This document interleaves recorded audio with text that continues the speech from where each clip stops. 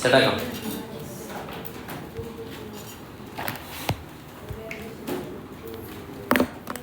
Hello, margin കോസ്റ്റിങ്ങിൻ്റെ 14 മാർക്കിൻ്റെ ഒരു ക്വസ്റ്റ്യനാണ്. അതേപോലെ തന്നെ തൊട്ടപ്പുറത്ത് ഇത് ബഡ്ജറ്റിങ്ങിൻ്റെ ഏതാണ് ഒരു ക്വസ്റ്റ്യൻ ഉണ്ട്, ഓർക്കുണ്ടാവും. ശരിയുള്ള ഒരു ടൈപ്പ് ക്വസ്റ്റ്യനാണ്. നത്തിങ് ഗ്രേറ്റ് അല്ല, പക്ഷെ സിമ്പിൾസാണ്. Nothing great. അപ്പോൾ ഇത് രണ്ടും കൂടെ ഒരുമിച്ച് അങ്ങോട്ട് ചാമ്പാം. അപ്പോൾ ഈ ക്വസ്റ്റ്യൻ പേപ്പർ അങ്ങനെ എടുത്ത് ശ്രദ്ധിച്ച് വായിക്കാം, റിലാക്സ് ചെയ്യാം. New vistas limited is a manufacturing 3 household product. മറ്റ് വേറെ എന്തെങ്കിലും ചെയ്യുന്നവരത് സ്റ്റോപ്പ് ചെയ്തുകൊണ്ട് ശ്രദ്ധിക്കും. ഏതൊക്കെയാണ് ഇവിടുത്തെ പ്രൊഡക്റ്റുകൾ എന്ന് പറയും? എക്സൽ, റെസ്പോണ്ട് ചെയ്യും. വൈ, പിന്നെ ഏതാണ് സെൽ. അതെവിടെയാണ് വിൽക്കുന്നത്? ഒരു കോമ്പറ്റീറ്റീവ് മാർക്കറ്റിലാണ് വിൽക്കുന്നത്. എല്ലാ മാർക്കറ്റും അങ്ങനെയാണല്ലോ.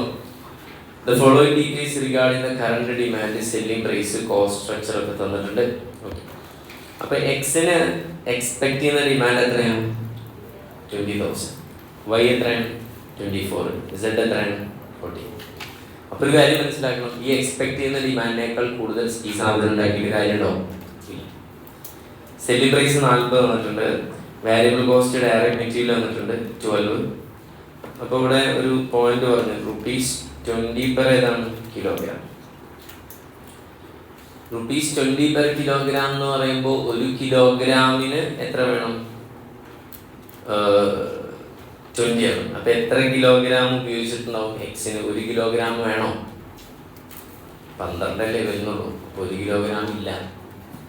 മനസ്സിലായെങ്കിൽ എക്സ് ഉണ്ടാക്കാൻ 1 കിലോഗ്രാം വേണമെങ്കിൽ വിചാരിക്കാം. അപ്പം എത്ര രൂപയാണ് 1 കിലോഗ്രാമിന് മെറ്റീരിയൽ വരാം? 20 രൂപ. അപ്പം എത്ര വരും? 20. 2 കിലോഗ്രാമാണ് എക്സിന് വേണ്ടതെന്നുണ്ടെങ്കിൽ 2 × 20 എത്ര വരും? 40. പക്ഷെ ഇവിടെ എത്രയാണ് പകരം? 12 ആണ്. അപ്പം 40 ഡിവൈഡഡ് ബൈ 20 അടിച്ചാൽ എന്ത് കിട്ടും? 2 കിലോഗ്രാം കിട്ടില്ലേ? അതേപോലെ ഇവിടെ എത്ര കിലോഗ്രാം ഉണ്ടെന്ന് അറിയാൻ എന്ത് ചെയ്താൽ മതി? 12 ഡിവൈഡഡ് ബൈ 20 എത്ര വരും? 0.6. 8 ഡിവൈഡഡ് ബൈ 20 0.4. 4 divided by 20 0.2. ഇത്രയാണ് നമുക്ക് വേണ്ടത്. 0.2 കിലോഗ്രാം ഇൻറ്റു 20 ആണ് എത്ര വന്നിട്ടുള്ളത്?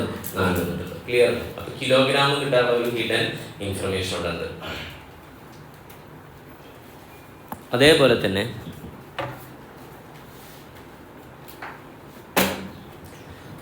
തന്നെ ഡയറക്റ്റ് ലേബർ 30 രൂപ പെർ ഹവറാണ്. അപ്പോൾ 6 എങ്ങനെ കിട്ടുക? ₹6 കിട്ടണമെങ്കിൽ എത്രയാണ് പെർ ഹവർ? അപ്പോൾ എത്ര മിനിറ്റാണെന്ന് എങ്ങനെ മനസ്സിലാക്കാം? എങ്ങനെ ₹6 കിട്ടിയത്? ₹30 ഇൻറ്റു ഏതാണ്? ഹവേഴ്സ്. ഓക്കെ അല്ലേ? അപ്പോൾ ഡിവൈഡ് ചെയ്താൽ എന്ത് കിട്ടും?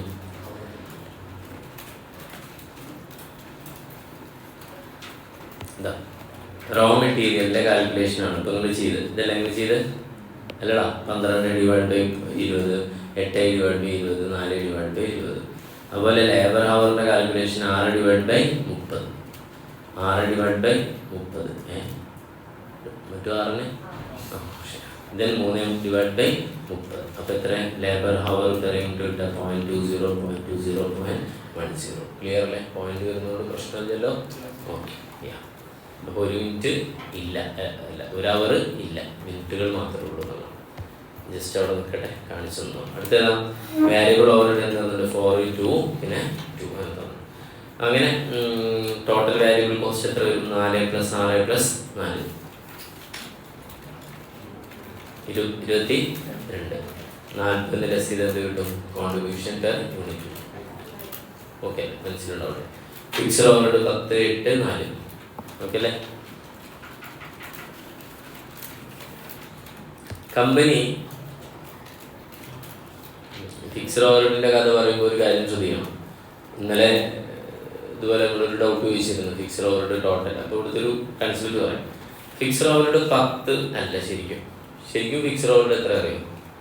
2 ലക്ഷം. എത്ര? 2 ലക്ഷം. എങ്ങനെ ഫിക്സഡ് ഓവറിൻ്റെ എമൗണ്ട് കിട്ടാം? പറഞ്ഞേ. 20,000 × 10 അങ്ങനല്ലേ? 10,000 ഒരു യൂണിറ്റിന് 10 ആണ്. അപ്പോൾ 2 ലക്ഷമാണ്. റെൻ്റാണെന്ന് വിചാരിക്കുക, 2 ലക്ഷം. അപ്പോൾ ശരിക്കും റെൻറ്റിൻ്റെ എമൗണ്ട് 2 ലക്ഷം. ഫിക്സ്ഡ്, അത് മാറില്ല. നമ്മൾ നോർമലി നമ്മുടെ ഡിമാൻഡ് എത്ര? 20,000 ആയതുകൊണ്ട് നമുക്ക് എന്തെന്ന് പറയാം? 10 രൂപ ഒരു യൂണിറ്റിന് എന്ന് പറയാം. ക്ലിയർ? ഇനിയിപ്പോൾ നിങ്ങൾ 10,000 യൂണിറ്റ് ഉണ്ടാക്കിയാലും റെൻ്റ് എത്ര വരിക? 2. അതുകൊണ്ട് നിങ്ങളിത് മൾട്ടിപ്ലൈ ചെയ്യുമ്പോൾ 20,000 കൊണ്ടാണ് മൾട്ടിപ്ലൈ ചെയ്യുന്നത്, ഏതുകൊണ്ടല്ല? 10,000 ഉണ്ടാക്കിയുണ്ട്, 10,000 കൊണ്ടല്ല. മനസ്സിലായ? ഓണറോട് പറയാൻ പറ്റും ഞങ്ങൾ 10,000 ഉണ്ടാക്കിയുള്ളൂ, അപ്പോൾ ഞങ്ങൾ 10,000 × 10 1 ലക്ഷത്തിലുള്ളൂ എന്ന് പറയാൻ പറ്റുമോ? ഇല്ല. അപ്പോൾ ഇതാണ് അതിൻ്റെ കോൺസെപ്റ്റ് നമ്മളോട് പറയാറുള്ളതാണ്. നോർമൽ അല്ലെങ്കിൽ എക്സ്പെക്റ്റഡ് ഡിമാൻഡ് വെച്ചിട്ടാണ് ചെയ്യുന്നത്.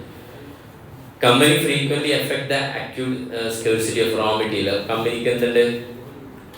സ്കേഴ്സിറ്റി ഓഫ് റോ മെറ്റീരിയൽ ഉണ്ടെന്ന് മനസ്സിലായി. പിന്നെ ഏതാണ്? ഹൈ ലേബർ ടേൺ ഓവർ ഉണ്ട്. ലേബർ ഇങ്ങനെ കൊഴിഞ്ഞു പോകുന്നുണ്ട്, അപ്പോൾ ലേബറുണ്ട്. അപ്പോൾ സ്കേഴ്സിറ്റി ആരൊക്കെ ഉള്ളത്? മെറ്റീരിയൽ ഉണ്ട്, പിന്നെ എന്തുണ്ട്? ലേബർ ഉണ്ട്. During the next year it is expected one of the following situation. ഒന്ന് റോ മെറ്റീരിയൽ എത്ര മൊത്തം കിട്ടുള്ളൂ? 24,200. ലേബർ അവർ എത്ര കിട്ടുള്ളൂ? 17. ക്ലിയർ അല്ലേ? ഇത്രേ ഉള്ളൂ പറയാൻ. വളരെ സിമ്പിൾ പരിപാടിയാണ്. എന്താണെന്ന് വെച്ചാൽ റോ മെറ്റീരിയൽ അവൈലബിൾ ആണെങ്കിൽ നമ്മുടെ ഡിസിഷൻ ഏതിനെ ബേസ് ചെയ്തിട്ടായിരിക്കും? പറയും. കോൺട്രിബ്യൂഷൻ പെർ കിലോഗ്രാം ഓഫ് എന്ത് കാണണം? കോൺട്രിബ്യൂഷൻ പെർ കിലോഗ്രാം ഓഫ് പറടാ റോ മെറ്റീരിയൽ ആണ്. എന്നാൽ ലേബർ ഹവർ ആണെങ്കിൽ ഏതാണ് എടുക്കേണ്ടത്? കോൺട്രിബ്യൂഷൻ പെർ ലേബർ ഹവർ എടുക്കണം. അപ്പോൾ contribution per kilogram of raw material കാണാൻ എന്താ equation? Contribution per unit divided by kilogram per unit. Contribution per hour എങ്ങനെ കാണാം? Contribution per unit divided by labour hour per unit. അതിനെ base ചെയ്തിട്ടാണ് നമ്മൾ എന്ത് ചെയ്യേണ്ടത്? റാങ്ക് ചെയ്യേണ്ടത്. എന്ത് ചെയ്യേണ്ടത്? റാങ്ക് ചെയ്യേണ്ടത്. ശ്രദ്ധിച്ചിരുന്നാൽ മതി, പറഞ്ഞുതരാം. എന്നിട്ട് നെറ്റ് പ്രോഫിറ്റ് കാണാനും പറയുന്നുണ്ട്. Company in each of the above situation. 2 situation. Profit ആണെങ്കിൽ കോൺട്രിബ്യൂഷൻ എന്ത് കുറച്ചാൽ മതി? ഫിക്സ്ഡ് കോസ്റ്റ് കൊണ്ട് കുറച്ചിട്ട് ഉണ്ടാകും. Nothing great. അപ്പോൾ നമ്മൾ ആദ്യം ഇതിൽ മുന്നോട്ട് പോകണമെങ്കിൽ എന്ത് കാണണം? ഇവിടെ 2 മെയിൻ സ്റ്റേറ്റ്മെൻ്റ് ആണ് ഇവിടെ പറഞ്ഞുള്ളത്. അതിനാണ് ഇവിടെ ഇരുന്നത്. ഒന്നേതാണ്? Statement showing net profit if raw material is limiting factor. രണ്ടാമത്തത് വായിക്കണം. Statement showing net profit if labour hour is limiting factor. Okay അല്ലേ? യെസ്. അപ്പോൾ എത്ര യൂണിറ്റ് വിൽക്കണം എന്നുള്ളതാണ്. ഏതൊക്കെയാണ് പ്രൊഡക്റ്റുകൾ ഉള്ളത്?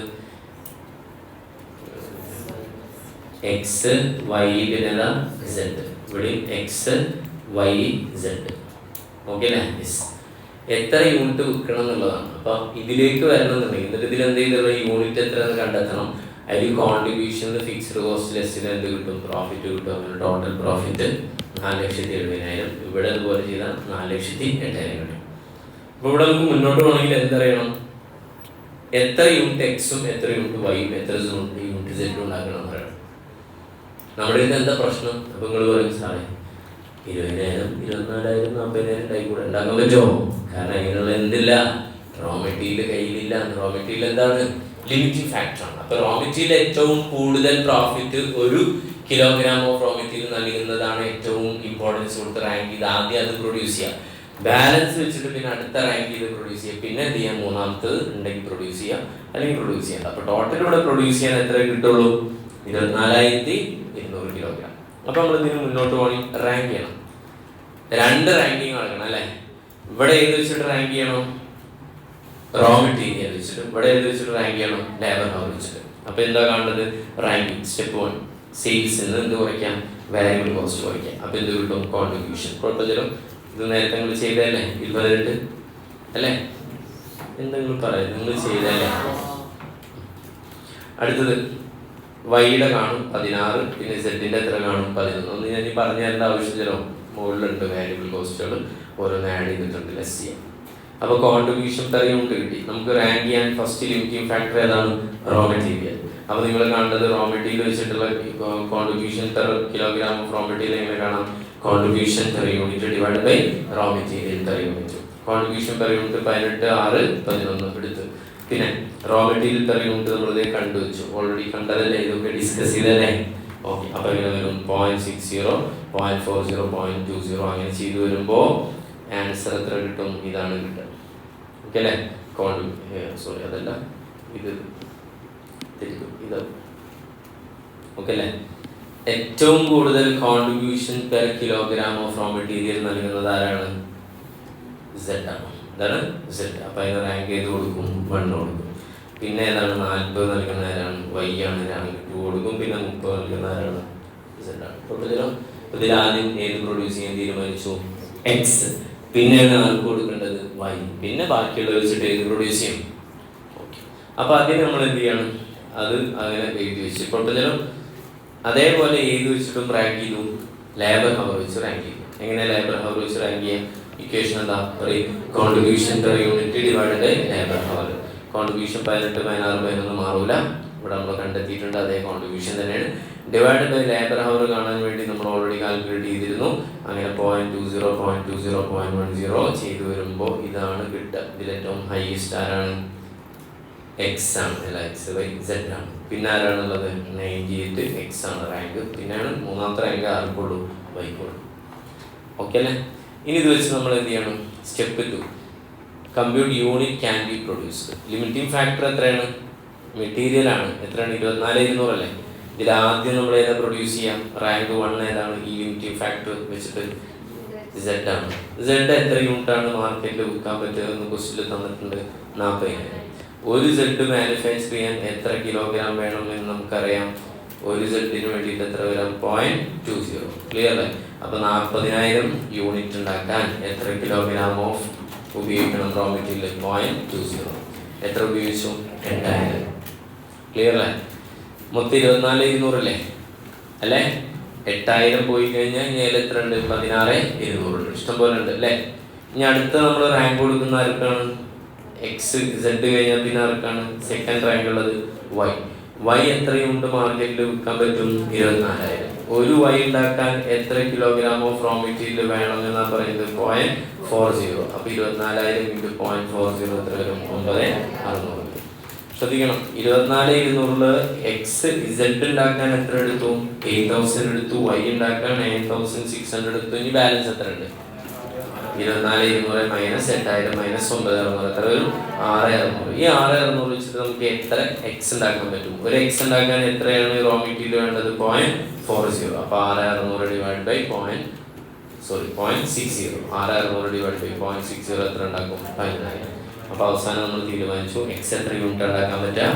11,000 അല്ലേ? പിന്നെ വൈ എത്ര ഉണ്ടാക്കാൻ പറ്റാം? 24,000. സെഡ് എത്ര ഉണ്ടാക്കാൻ പറ്റാം? 40,000. സിമ്പിൾ അല്ലേ? അല്ലേ?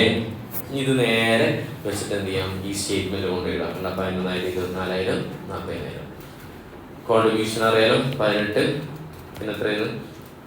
16, 11. അങ്ങനെ മൾട്ടിപ്ലൈ ചെയ്തിട്ട് എന്ത് ചെയ്യും? ടോട്ടൽ കോൺട്രിബ്യൂഷൻ കിട്ടും. ഫിക്സ്ഡ് കോസ്റ്റ് എന്ത് ചെയ്യും? ലെസ് ചെയ്യും. ഫിക്സ്ഡ് കോസ്റ്റ് ലെസ് ചെയ്യുമ്പോൾ ശ്രദ്ധിക്കേണ്ട ഒരു കാര്യം ഫിക്സ്ഡ് കോസ്റ്റ് എങ്ങനെ കാണാം? പറയും 10 × എത്രയാണ്? 20. ചില കുട്ടികൾ ചോദിക്കും, സാർ 10 × 20,000 അല്ലല്ലോ, നമ്മൾ 11,000 ഉണ്ടാക്കുന്നത്. ഓക്കെ അല്ലേ? നിങ്ങൾ അങ്ങനെ ചോദിക്കരുത്. ഓക്കെ അല്ലേ? കാരണം ശരിക്കും റെന്റ് എത്രയാണ്? 2 ലക്ഷമാണ്. നമ്മൾ 20,000 യൂണിറ്റ് ഉണ്ടാക്കുന്നതുകൊണ്ടാണ് നമ്മൾ 10 വരുമെന്ന് എന്ത് ചെയ്ത് പ്രതീക്ഷിച്ചു. 11,000 യൂണിറ്റ് എക്സ് ഉണ്ടാക്കിയാലും നിങ്ങളുടെ റെന്റ് എത്ര കൊടുക്കണം? 2 ലക്ഷം കൊടുക്കണം. Okay, yes.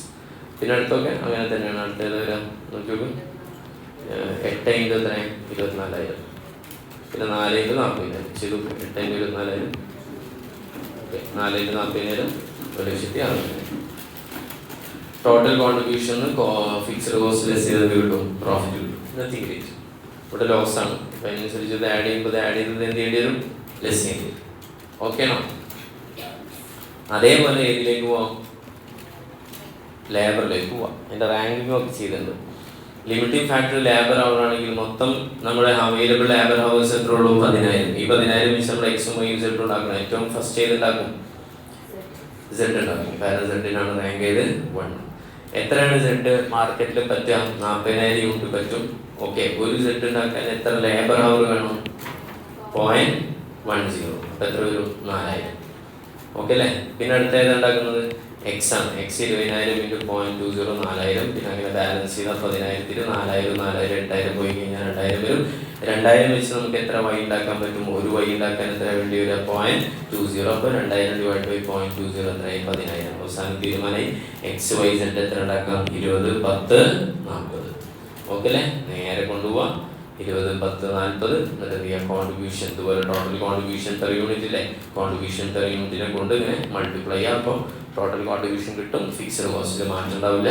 2 ലക്ഷം 1,90,000 1,60,000 തന്നെ വരും. അങ്ങനെ പ്രോഫിറ്റ് ആയത് വരും എന്ന് പറഞ്ഞാൽ 4,08,000 ഉണ്ടാവത്തില്ലേ?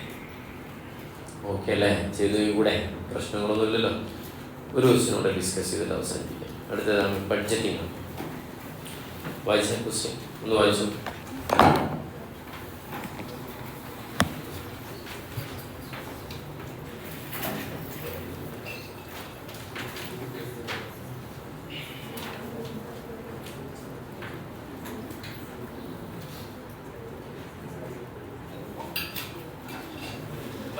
ക്വസ്റ്റ്യൻ വായിച്ചാ വായിച്ച ക്വസ്റ്റ്യൻ വായിക്കാം.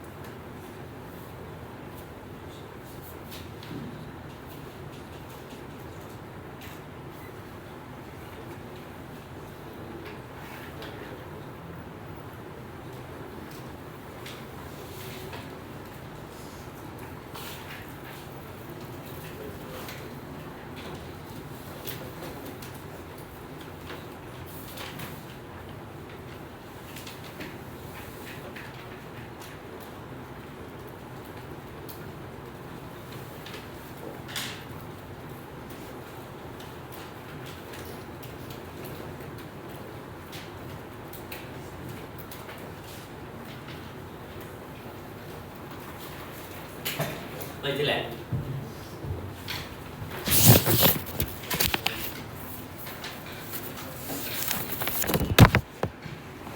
നോക്കാം. ഒരു സിംഗിൾ പ്രോഡക്റ്റ് റിമോട്ടാന്ന് വിചാരിക്കും. റിമോട്ട് ഉണ്ടാക്കുന്ന ഒരു സ്ഥാപനമാണ്. അവർ ഈ വരുന്ന ഒരു വർഷത്തെ പല ക്വാർട്ടറുകളുടെ എക്സ്പെക്റ്റഡ് ഡിമാൻഡ് വന്നിട്ടുണ്ട്. Number of unit two be sold as per sales budget പ്രകാരമാണ് ഉണ്ടാക്കുന്നത്. 40,000, 48,000, 72,000. The year is expected to open with inventory 12,000. Opening സ്റ്റോക്കില്ലേ, അത് ഫസ്റ്റ് ക്വാർട്ടറിൽ ഓപ്പണിംഗ് സ്റ്റോക്ക് എത്രയായിരിക്കും? 12,000. Finished product and the closing inventory എന്ന് പറഞ്ഞാൽ ഇതിലേക്ക് വരാം ഫോർത്ത് ക്വാർട്ടറിൽ. Production is customarily schedule to produce for 70% current quarter sales. നമ്മളിപ്പോൾ ഫസ്റ്റ് ക്വാർട്ടറില്ലേ, ഇവിടെ എത്ര പ്രൊഡ്യൂസ് ചെയ്യാം? ഇപ്പം 40,000 ആവശ്യം. ആ 40,000 എത്ര ശതമാനം ഉണ്ടാക്കും? 70,000. പിന്നെ ക്വാർട്ടറിൽ sales demand plus 30% following quarter, സെക്കൻഡിലെ 30%. അപ്പോൾ നമ്മളിപ്പോൾ ഉള്ളത് ഫസ്റ്റ് ക്വാർട്ടറിലാണ്, ജാനുവരിയിലാണ് വിചാരിക്കാം. നമ്മൾ ആ ക്വാർട്ടറിലേക്ക് വേണ്ട 40,000 എത്ര ശതമാനം ഉണ്ടാക്കും? 70%. അടുത്ത ക്വാർട്ടറിലേക്ക് വേണ്ട എക്സ്പെക്റ്റഡ് സെയിൽസിന്റെ 30% ഉണ്ടാക്കും. ക്ലിയർ? സെക്കൻഡ് ക്വാർട്ടറിൽ എങ്ങനെ ഉണ്ടാക്കാം? സെക്കൻഡ് ക്വാർട്ടറിൽ 48,000 70% ഉണ്ടാക്കും. തേർഡ് ക്വാർട്ടറിലെ നെക്സ്റ്റ് ക്വാർട്ടറിന്റെ 30% ഉണ്ടാക്കും. കോമൺ സെൻസ് അപ്ലൈ ചെയ്താൽ ഫസ്റ്റ് ക്വാർട്ടറിൽ അതിലെ 70 ഉണ്ടാക്കി, അപ്പോൾ ഫസ്റ്റ് ക്വാർട്ടറിൽ 30 എണ്ണം ഉണ്ടാക്കിയിട്ടുണ്ടാവുക. ഇതിന് മുൻപുള്ള ക്വാർട്ടറിൽ ഉണ്ടാക്കിയിട്ടുണ്ടാവും. സെക്കൻഡ് ക്വാർട്ടറിലെ 70% എപ്പോൾ ഉണ്ടാക്കുക? ഇതിന്റെ 30% എപ്പോൾ ഉണ്ടാക്കിയിട്ടുണ്ടാവും? ഓൾറെഡി ഉണ്ടാക്കി വെച്ചിട്ടുണ്ടാവും. പ്രൊഡക്ഷന് മുൻപ് തന്നെ ഉണ്ടാക്കി വെക്കുന്നതല്ല അതിന്റെ രീതി, അതാണ് ഉദ്ദേശം. പിന്നെ അവർ ചോദിച്ചത് സെല്ലിംഗ് പ്രൈസ് എത്രയാണ്? 40 വേരിയബിൾ കോസ്റ്റ് എത്രയാണ്? 35. അപ്പോൾ കോൺട്രിബ്യൂഷൻ പെർ യൂണിറ്റ് 5 വരും. Fixed cost 4,40,000 are evenly distribute through the year. അത് മൊത്തം 4,40,000 പറയുമ്പോൾ മൊത്തമാണ് ഇവന്റ്ലി ഡിസ്ട്രിബ്യൂട്ട്. അപ്പോൾ പെർ മന്ത് എന്ന് പറഞ്ഞാൽ 4,40,000 ഡിവൈഡ് എത്ര വരും? 12 വരും. ചോദ്യം എന്താ? Quarterly production budget. ക്വാർട്ടർലി എത്ര പ്രൊഡ്യൂസ് ചെയ്യണം? വെരി സിമ്പിൾ, ശ്രദ്ധിച്ചാൽ മതി. നോക്കൂ, ക്വാർട്ടർ 1 എക്സ്പെക്റ്റഡ് ക്വാർട്ടർലി പ്രൊഡക്ഷൻ ബഡ്ജറ്റാണ് പ്രിപ്പയർ ചെയ്തത്. എക്സ്പെക്റ്റഡ് സെയിൽസ് എഴുതി ക്വാർട്ടർ 1, 2, 3, 4 ടോട്ടലിലും. ദെൻ നമുക്കിവിടെ ടോട്ടൽ കാണാൻ പറ്റും. ടോട്ടൽ പ്രൊഡക്ഷൻ എങ്ങനെ കാണാൻ പറ്റും? Total column. ഇപ്പോൾ ക്വാർട്ടർ 1 ഓപ്പണിംഗ് സ്റ്റോക്ക് പറഞ്ഞ് 12,000 എടുത്ത് നമ്മൾ പറഞ്ഞു ഫസ്റ്റ് ക്വാർട്ടറിലാണ്. ഓപ്പണിംഗ് സ്റ്റോക്ക് എന്ത് ചെയ്യണം? നമുക്കറിയാം, ടോട്ടൽ പ്രൊഡക്ഷൻ കാണാൻ എക്സ്പെക്റ്റഡ് സെയിൽസിൻ്റെ കൂടെ ആഡ് ക്ലോസിംഗ് സ്റ്റോക്ക് ലെസ് ഏതാണ്? Opening stock. Opening stock less ചെയ്യാം. അപ്പോൾ ഇത് ഏത് ക്വാർട്ടറിലുള്ളതാണ്? ക്വാർട്ടർ 1. അല്ലെങ്കിൽ ടോട്ടൽ എഴുതുമ്പോൾ ഇവിടെ എഴുതാം. ഓക്കെ അല്ലേ? അതോ ഇതൊന്നും ഇതിൻ്റെ ഇടയിലുള്ളതില്ലെങ്കിൽ നമുക്ക് എന്ത് ചെയ്യാം? ടോട്ടൽ ചെയ്യാലോ. Okay. Then closing stock 16,000 add less ചെയ്ത് ടോട്ടൽ പ്രൊഡക്ഷൻ എത്ര കിട്ടും? 2,25,000. ശ്രദ്ധിക്കുക, ഇനി 2,25,000 എങ്ങനെ പ്രൊഡ്യൂസ് ചെയ്യുന്നു എന്നുള്ളതാണ്. നമുക്ക് ഓൾറെഡി ക്വസ്റ്റിൽ തന്നിട്ട് മക്കളെ എന്താ? പ്രൊഡക്ഷൻ ഇൻ ഈച്ച് ക്വാർട്ടർ എങ്ങനെയാണ് പറയും? 70% ഓഫ് കറണ്ട് ക്വാർട്ടർ. അപ്പോൾ എത്ര വരാം? 40,000 70% കാണും 28,000.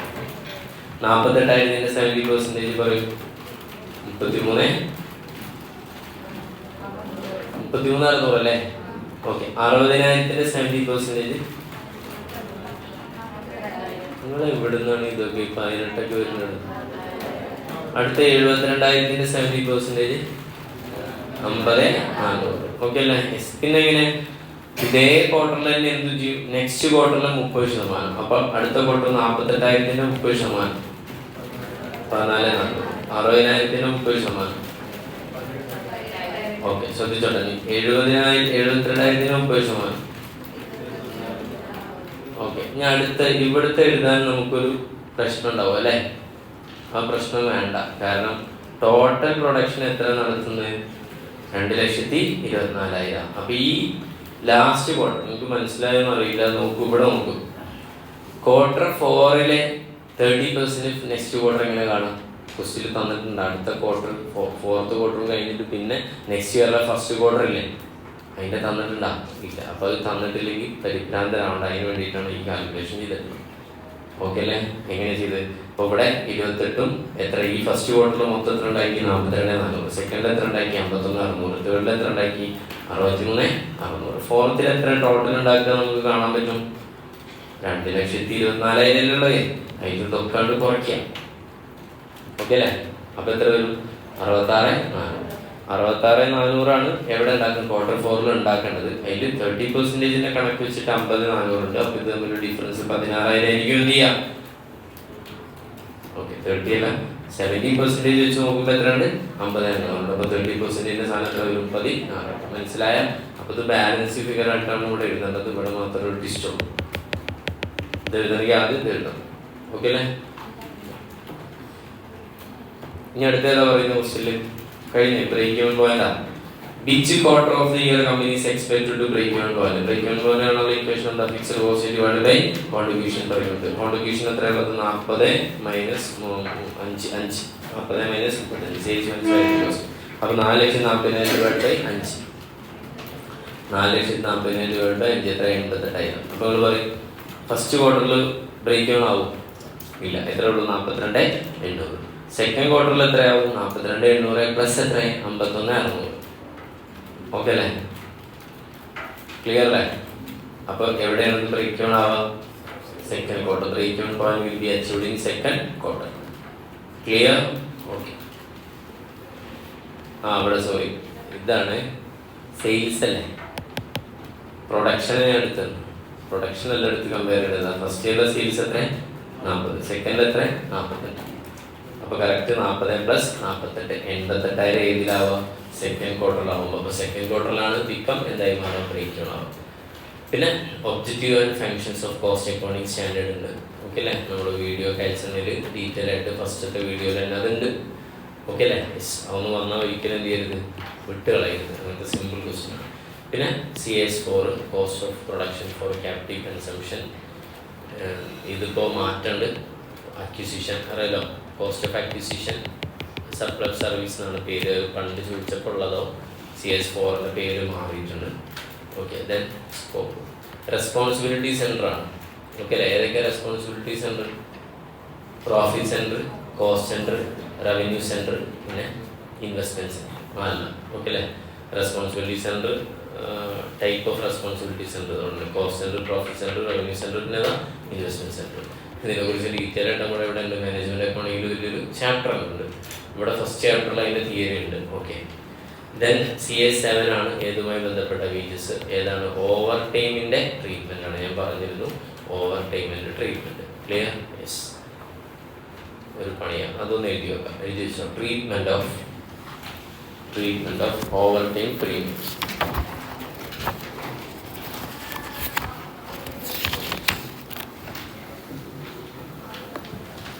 Treatment of overtime premium.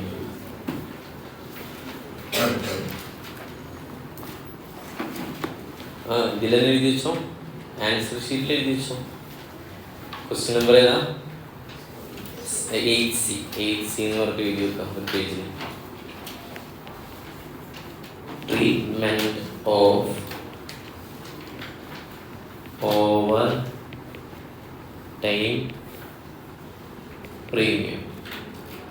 എന്നിട്ട് 4 എണ്ണാക്കുക, 4 ബ്രാഞ്ചായിട്ട്,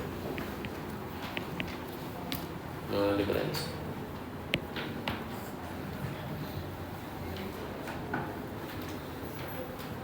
ഓക്കെ അല്ലേ? ഒന്നാമത് പറയുന്നത് ഞാൻ പറയട്ടെ, റെഗുലർ ഫീച്ചറാണ്. നോക്കൂ, പറഞ്ഞാൽ എന്താ റെഗുലർ ഫീച്ചർ? റെഗുലർ ഫീച്ചർ എന്ന് പറയുമ്പോൾ സാധാരണ ഈ സ്ഥാപനം എന്ത് ചെയ്യാറുണ്ട്, എല്ലാ ദിവസവും ഓവർ ടൈമായിട്ട് കാലങ്ങളായിട്ട് വർക്ക് ചെയ്യുന്നത്. അതാണെങ്കിൽ അത് ഏത് ഭാഗത്തെടുക്കും? ഡയറക്റ്റ് ലേബർ ആയിട്ടാണ് ഓവർ ടൈമിനെ ട്രീറ്റ് ചെയ്യുക. എന്തായാലും ട്രീറ്റ് ചെയ്യാം, ഡയറക്റ്റ് ലേബർ. പഠിച്ചോളാം. ഇഫ് ഏതാണ് റെഗുലർ ഫീച്ചർ ആണെങ്കിൽ ഏതാണ് ഡയറക്റ്റ് ലേബർ. എഴുതിക്കോളൂ. Number 1 regular feature.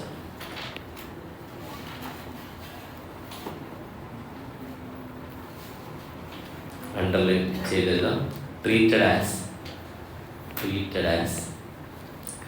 Direct labour. അതിൻ്റെ ഒരു സിറ്റുവേഷനും കൂടെ അടിയിൽ എഴുതാം. when there is shortage of workers,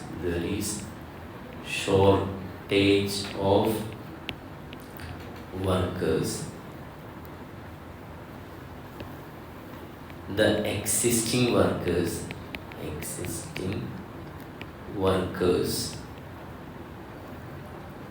put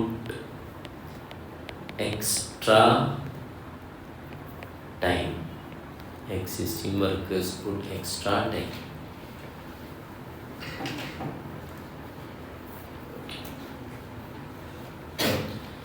രണ്ടാമത്തെ പറയട്ടെ, ശ്രദ്ധിക്കുക. നമ്മള് കസ്റ്റമറുടെ ആവശ്യത്തിനനുസരിച്ച് എന്ത് ചെയ്യുക, പ്രൊഡ്യൂസ് ചെയ്ത് കൊടുക്കുക. കസ്റ്റമറുടെ ആവശ്യത്തിനനുസരിച്ച് സാധാരണ നമ്മൾ പ്രൊഡ്യൂസ് ചെയ്യുമ്പോൾ എന്താ ചെയ്യാം? സാധാരണ പ്രൊഡ്യൂസ് ചെയ്യുമ്പോൾ അത് ഡയറക്റ്റ് വേജസ് ആയിട്ട് എടുക്കാം. നോർമലി എപ്പോഴും നമ്മൾ പ്രൊഡ്യൂസ് ചെയ്യും. ഒരു കസ്റ്റമർ വളരെ അർജൻസിയിൽ വന്നു ഒരു പർട്ടിക്കുലർ ജോബിന്, അപ്പോൾ ആ കോസ്റ്റ് ആ കസ്റ്റമറുടെ തലയിലേക്ക് മാത്രം നിയോഗിച്ചോളൂ. അതാണ് രണ്ടാമത്. അതിൻ്റെ രണ്ടാമത്തെ ട്രീറ്റ്മെൻറ്റ് എങ്ങനെ? ട്രീറ്റഡ് ആസ് അല്ലെങ്കിൽ allocated to that particular job. അപ്പോൾ ഇതേതാ രണ്ടാമത്തെ സിറ്റുവേഷനാണ് if customer request. Number 2 as per customer request. Download under down arrow എഴുതാം. charged to specific job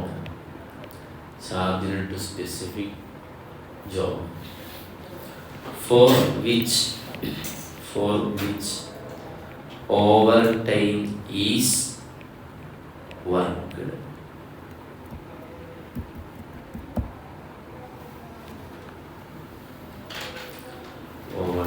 third one എന്ന് പറയുന്നത് നമുക്കൊക്കെ പരിചയമായിട്ടുള്ള ഒരു പോയിന്റാണ്, പെട്ടെന്ന് നിങ്ങൾക്ക് മനസ്സിലാക്കാൻ പറ്റും. എന്താ? Abnormal reason. ഏതാ? Abnormal reason. അപ്പോൾ അത് എവിടെ ചാർജ് ചെയ്യുന്നത്? കോസ്റ്റിംഗ് ചെയ്യുന്നത്. Number 3 abnormal reason. എന്താ അബ്നോർമൽ റീസൺ എന്ന് പറഞ്ഞാൽ എന്താണ്? ഫ്ലഡ് വന്നു, അങ്ങനെ പല സാഹചര്യങ്ങളും എന്ത് ചെയ്യുന്നു, കൊറോണ വന്നു. അപ്പോൾ ചില സാഹചര്യങ്ങൾ എന്ത് ചെയ്യേണ്ടി വരും? കൂടുതൽ പ്രൊഡക്ഷൻ ചില പ്രൊഡക്റ്റുകൾക്ക് വേണ്ടി വരും. അപ്പോൾ എന്ത് ചെയ്യേണ്ടി വരും? പ്രൊഡക്ഷൻ അധികരിപ്പിക്കേണ്ടി വരും. അങ്ങനെയാണെങ്കിൽ ഇത് ഒരിക്കലും എവിടെ പറ്റില്ല. ഫ്ലഡ് വന്നു എന്ന് വിചാരിച്ചാൽ ചിലപ്പോൾ ഓവർ ടൈം ചിലവഴിക്കണം. ഈ ഓവർ ടൈമിൻ്റെ പൈസ കൂടൂലേ? അപ്പോൾ ഈ കൂടിയ പൈസ എന്ത് ചെയ്യാൻ പറ്റില്ല? കസ്റ്റമറുടെ പ്രൊഡക്റ്റ് കോസ്റ്റിനൂടെ ആഡ് ചെയ്യാൻ പറ്റുമോ? ഇല്ല. അത് ജനറൽ എക്സ്പെൻസ് ആയിട്ട് P&L മാറ്റേണ്ടി വരും. അപ്പോൾ അബ്നോർമൽ റീസൺ ഫ്ലഡ് പോലെയുള്ളത് എങ്ങനെ പറയാം? ചാർജ്ഡ് ടു എവിടേക്കാം? P&L account. നാലാമത് last one urgency.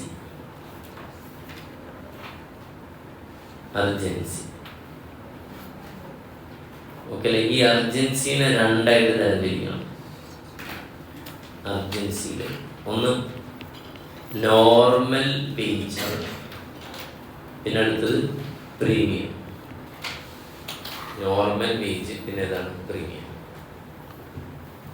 Normal wage എന്തായിട്ട് ട്രീറ്റ് ചെയ്യും? ഡയറക്റ്റ് ലേബർ ആയിട്ടും പ്രീമിയം ഓവർ ഹെഡ് ആയിട്ടും ട്രീറ്റ് ചെയ്യും.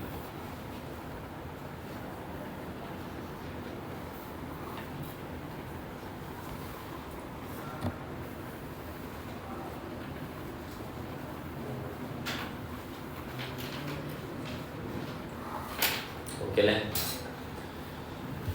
ഇതാണ് നോർമൽ ടെക്സ്റ്റിലൊക്കെ കാണുന്നത്. ഇതിൽ ഏറെക്കുറെ പോയിന്റുകൾ സെയിം ആണ്, ചിലത് വ്യത്യാസങ്ങളുണ്ട്. അപ്പോൾ നിങ്ങൾക്ക് ഇത് പഠിക്കാം. അല്ല ഇനി അങ്ങനെ പഠിക്കാൻ പ്രയാസമാണെങ്കിൽ ഇതും എന്ത് ചെയ്യാം, നോക്കി പഠിക്കാം. It's up to you. That's all.